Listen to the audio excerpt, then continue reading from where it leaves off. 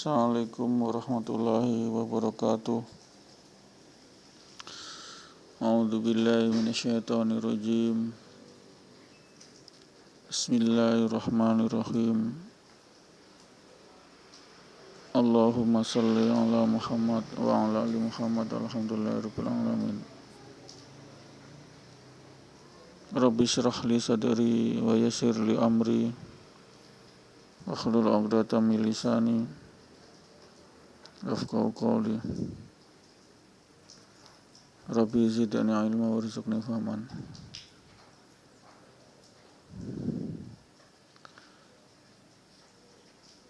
Rabbana zalamna anfusana wa illam taghfir lana wa tarhamna lanakunanna minal khasirin.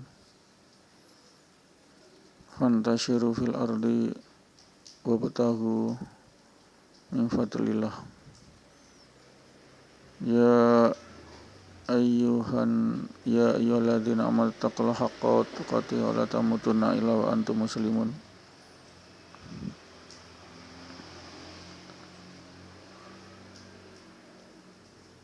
Rabbana ma khalaqta hadza batila subhanaka faqina adzabannar. Qul kullum min indillah. Pendengar yang dirahmati Allah, puji syukur kehadirat Allah atas segala nikmat iman, nikmat Islam, nikmat karunia, hidayah, nikmat sehat, nikmat rezeki Allah, sehingga kita masih bisa tegak berdiri menjalankan ibadah salat 5 waktu di masjid, insyaallah, amin. Sebagai umul ibadah, sebagai wa ma khalaqtul jinna wal insa illa liya'budun, sebagai liya'budun, penyembahan kepada Allah. Sisa ini kekuatan kita, amalan khas kita, salat 5 waktu di masjid berjamaah, sekaligus kita hablum minallah hablum minanas, dan mengikuti sunnah Nabi SAW. Ini pendengar yang dirahmati Allah. 3 yang kita dapat saat kita sholat 5 waktu di masjid, yaitu hablum minallah, hubungan kepada Allah, hablum minanas, hubungan kepada manusia, silaturahmi, rahim, kemudian melaksanakan sunnah daripada Nabi Muhammad SAW, yakni salat tiap salat waktu di masjid.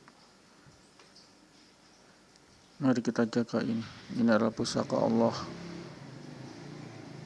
pusaka sangat berharga dari Allah, yang dimana untuk menerima perintah salat langsung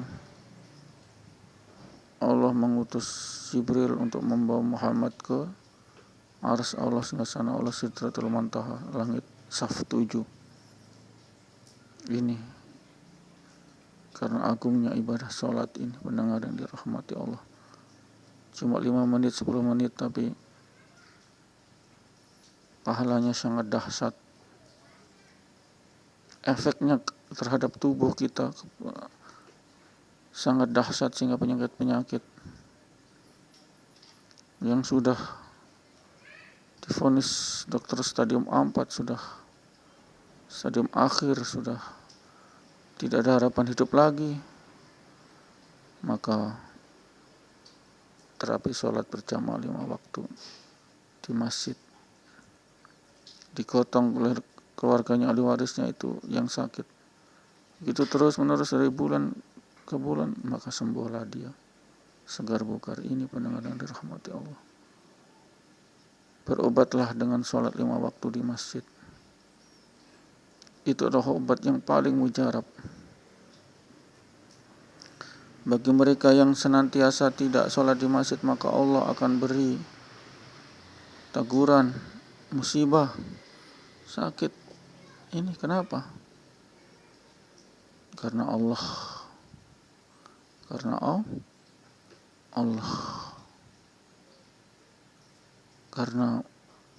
Allah tidak disembah secara berjamaah di masjid, sehingga Allah beri teguran sakit. Banyak pasien yang ditolak oleh dokter, cuma satu penyembuhannya. Kita datang kepada sang kiai, sang ustadz, satu terapinya. Ikutkan mereka, papa mereka, gendong mereka, gotong mereka. Ikutkan sholat berjamaah, tidak bisa berdiri duduk, tidak bisa duduk berbaring, baringkan. Ikutkan jamaah sholat dari hari ke hari, waktu ke waktu, minggu ke minggu, bulan ke bulan, insya Allah sembuh total. Ini dahsyatnya daripada sholat 5 waktu. Ibadah lain untuk memperoleh dari Allah perintah cukup dengan melalui Jibril, tapi ini sholat terjadi dialog langsung Allah terhadap kepada dengan Nabi Muhammad untuk menerima satu ini umul ibadah, ini sholat 5 waktu ini. Begitu dahsyat pendengar yang dirahmati Allah. Datangnya Nusrullah itu karena sholat dari Allah, karena sholat 5 waktu itu untuk mendekatkan diri kita kepada Allah, mengakui keesaan Allah, tauhid Allah, yakni melalui sholat. Qul wallahu ahad. Ini pendengar yang dirahmati Allah. Sehingganya kita berdoa agar tetap diberi hidayah, kekuatan, kemampuan, dimampukan kita untuk sholat 5 waktu di masjid, insya Allah. Itu pendengar yang dirahmati Allah. Mari, ini adalah jalan surga yang lurus, yakni sholat 5 waktu di masjid. Kami para da'i, para mubaligh, para penceramah, para bayan, senantiasa mengarahkan manusia ke jalan surga. Dimulai dengan sholat subuh hari-hari pertama, mulai dari sholat subuh berjamaah, lanjut zuhur berjamaah di masjid, lanjut asar berjamaah di masjid, lanjut maghrib berjamaah di masjid, lanjut isya berjamaah di masjid.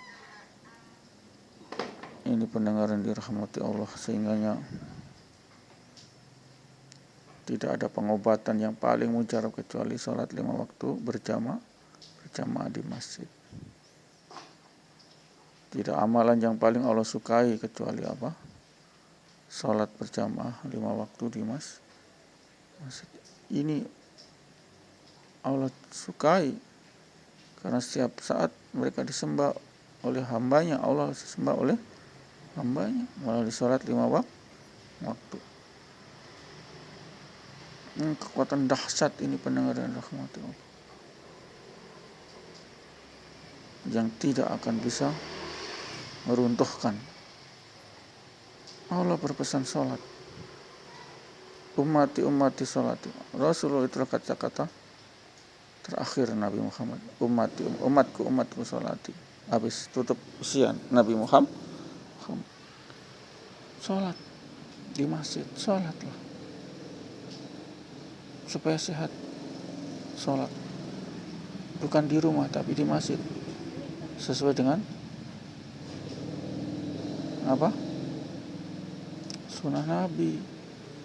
Nabi tidak pernah sholat 5 waktu di rumah, selalu di masjid. Ini pendengar yang dirahmati Allah. Kami menawarkan jalan surga, jalan kebaikan, jalan keselamatan, yakni sholat 5 waktu di masjid. Terserah Bapak Ibu, tergantung hidayah Allah masuk tidak sama Bapak Ibu, sehingga Bapak dan Ibu dimampukan untuk sholat 5 waktu berjamaah di masjid. Kami sebagai ustadz tidak ada hak memberi hidayah, tapi kami berhak memberi asbab hidayah, sebab hidayah, yakni dengan tausiah ini, dengan ceramah ini, dengan tablik ini, insya Allah. Pendengar yang dirahmati Allah, itulah kemenangan hakiki di dunia, yakni kita dimampukan Allah sholat 5 waktu di masjid. sebagai penolong kita sholat. Sesuai dengan firman Allah bahwasanya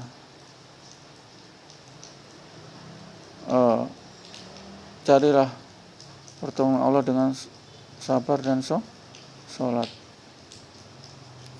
Wasta'inu bisabri wassalah. Dan carilah pertolongan Allah dari sabar dan sholat. Sabar. Kalau kita tidak sabar tidak bisa. Biar 5-10 menit ke masjid tiap satu hari 5 kali tidak bisa, mas. Kalau tidak sabar tidak bisa. Tidak sabar berarti kita malas ke masjid. Karena kita diberi kesabaran. Hanya pahala kesabaran inilah Allah berikan tanpa ajru bighairi hisab. Pahala yang tidak ada batasnya. Jadi sabar, dicaci sabar, tidak usah balas. Sabar, tidak usah balas. Dizalimi sabar, tidak usah balas. Sehingga tidak jadi percecokan, perkelahian, sabar, tidak usah balas. Kita sudah paham mengenai sabar, mereka belum paham. Sehingga kalau orang tidak sabar selalu mengumpat, berkata-kata jorok, berkata-kata kasar, mengumpat ini karena mereka tidak tahu hakikat sabar. Sabar itu diam ketika musibah, diam, merenung, lalu subhanallah beristighfar. Karena Rabbana ma khalaqta hadza batila subhanaka faqina adzaban. Ya Allah, tiada sia-sia Engkau ciptakan semua ini, Engkau Maha Suci, dan jauhkanlah kami dari siksa api neraka ini. Tidak ada sia-sia. Allah menciptakan kita tersandung batu tidak akan sia-sia.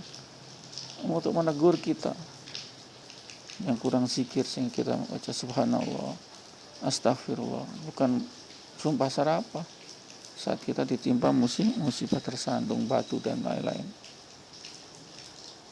Ini pendengar yang dirahmati Allah. Sabar dan sholat itu adalah kata kunci. Itu kalau kita ingin cari pertolongan sabar dan sholat. 5 kali sholat 5 waktu di masjid, insya Allah datang pertolongan Allah. Bagi mereka yang ingin sembuh, datang pertolongan Allah. Dokter sudah lepas tangan stadium 4, datang ke Ustadz, kasih baring, kasih duduk, kasih berdiri mampu untuk ikut sholat berjamaah 5 waktu. Ini pendengar yang dirahmati Allah.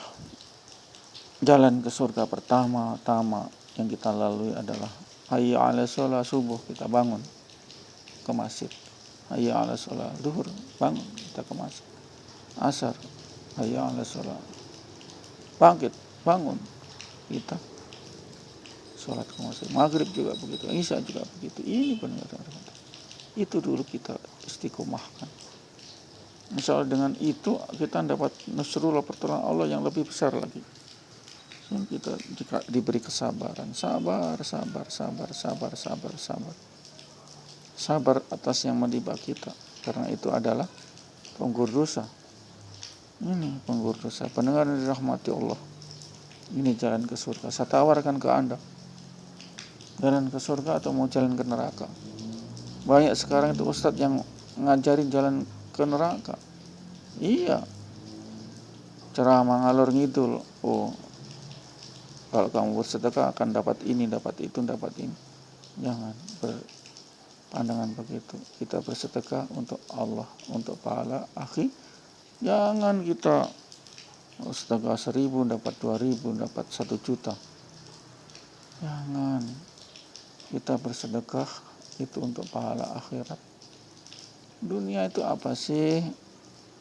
Cepat kita tinggal. Kok kita mintanya sedekah supaya kembali di dunia? Bukan, kembali di akhirat nanti. Ganjaran, pahala, ajrun bighairi hisab, tanpa batas, banyak sekali. Kalau dunia, untung kita masih bisa melawan fitnah dunia. Kalau kita dikasih harta, fitnah dunia datang, harta jadi tempat untuk mempermudah dosa, maksiat. Itu kita jangan panjang angan, saya kalau nanti kaya sedekah. Iya, betul itu. Apakah mampu saat kita begitu deras dunia mendatangi kita? Apakah mampu kita untuk sedekah dan lain? Belum tentu, bukan berarti tidak mampu, belum tentu. Sehingga tidak boleh panjang angan-angan terhadap dunia.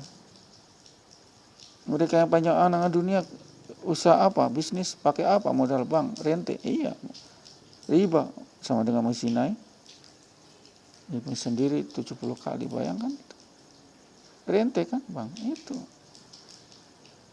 Celakalah orang-orang yang rente untuk diputar untuk bisnis. Masuk neraka mereka. Sangat berat dosanya, yakni sama dengan 70 kali menzinai ibunya sendiri. Na'udzubillah min dzalik. 70 kali menzinai ibunya sendiri. Ibu kandungnya sendiri, yang melahirkan sendiri. Yang melahirkan dia. Ini pendengar rahmat. Tidak usah kita terpukul. Sila kepada mereka yang banyak.